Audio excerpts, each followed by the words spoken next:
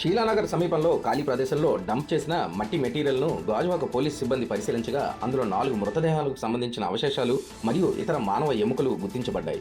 అదే ప్రాంతంలో అంత్యక్రియలకు సంబంధించిన పూలమాలలు, చెక్కపెట్టెల భాగాలు, దిండ్లు, వస్త్రాలు తదితర వస్తువులు కూడా లభించాయి. ప్రాథమికంగా ఈ మెటీరియల్ ఏదైనా శ్మశాన వాటిక నుండి తీసుకువచ్చి అక్కడ డంప్ చేసి ఉండవచ్చనే అనుమానంతో పోలీసులు దర్యాప్తు చేస్తున్నారు.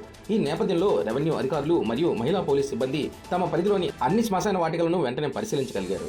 ఎక్కడైనా శ్మశాన వాటికలో ఇటీవల తవ్వకాలు జరిగినట్టు, మట్టి మెటీరియల్ తొలగించినట్టుగా లేదా ఇతర అనుమానాస్పద పరిస్థితులు కనిపిస్తే వెంటనే గాజువాక సిఐ నంబర్ 9440796014కు సమాచారం అందించగలరని కోరారు.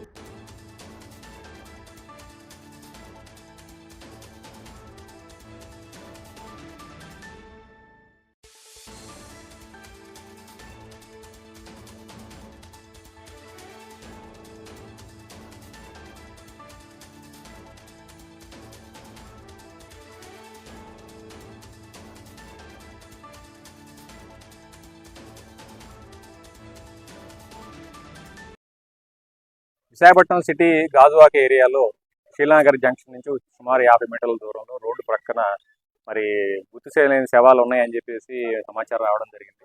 ఇక్కడికి మన పోలీస్ టీమ్స్ వచ్చి వెరిఫై చేస్తే ఇక్కడ చూడండి అంతా కూడా డంపింగ్ రకరకాల ప్రాంతాల నుంచి మరి బిల్డింగ్ మెటీరియల్, రకరకాల డంపింగ్ సంబంధించి అన్ని రకాల మెటీరియల్ కూడా డంప్ చేసిపోతూ ఉంటారు.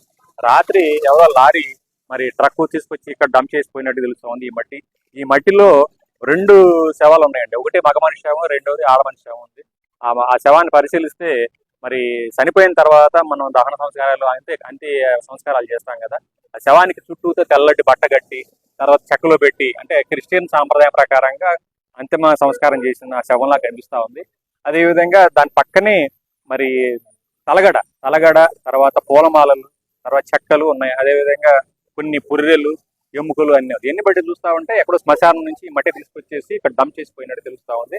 మరి ఎక్కడి నుంచి శవాలు ఈ మట్టి తీసుకొచ్చారు ఏంటనేది దాని గురించి మరి సీసీ కెమెరాలు వెరిఫై చేసి ఏ ప్రాంతం నుంచి తీసుకొచ్చారో ఆ దర్యాప్తు చేయడం జరుగుతుంది.